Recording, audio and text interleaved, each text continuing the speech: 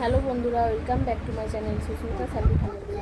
আজকে আমি বেরিয়েছি মেয়েকে একটু ডক্টর দেখাতে নিয়ে যাব, কারণ মেয়েটার শরীরটা একটু খারাপ। দুদিন ধরে ওর বুকে ব্যথা হচ্ছে, তো হয়তো গ্যাস থেকেই হচ্ছে, তবু ভাবলাম একবার ডক্টর দেখিয়ে নিই। তো চলো, তোমরা দেখতেই পাবে, আমি ওকে ডক্টরের কাছে নিয়ে যাব। তোমরা দেখতে পাবো ভিডিওটা।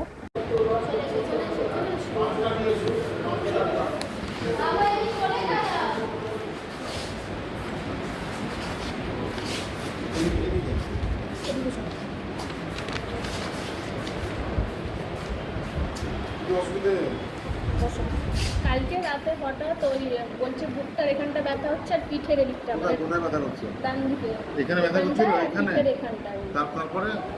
তারপরে পেটটাও দেখছি ভার হয়েছিল।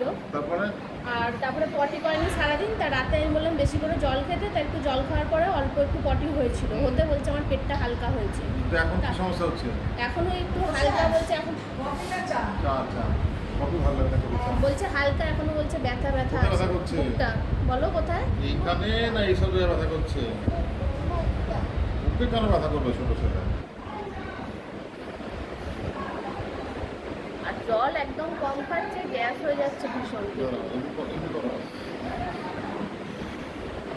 হ্যাঁ, এমন জোরে করলে বলছে ব্যথা হচ্ছে।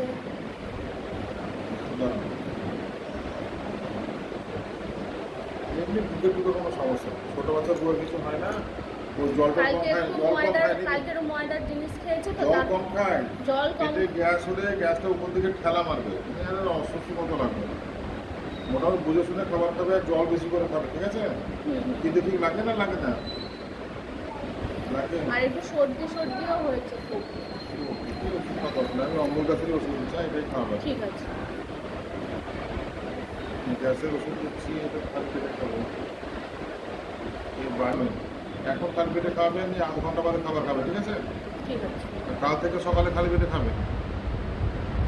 আর একটা অ্যান্টাসিড দিলাম, অ্যান্টাসিডটা খাওয়া দাওয়ার পর খাবে ভর্তি পেটে 3 বার, 5 ml করে 3 বার খাবে। আর সারাদিনে যেন কমপক্ষে 2 লিটার জল খায়। ওটা বয়স বা চেহারা যেন 2 লিটার জল খায়, মানে 2 বিসলেরি করে যেন জল খায় সারাদিনে। কি বলছে ডাক্তারবাবু? গ্যাস হবে, নাহলে কিন্তু এরপর আসলে ইঞ্জেকশন দেবে বড় বড়। এটা অনেক জল খেতে হবে। আর কিছু লাগবে না, কিছু অসুবিধা নেই।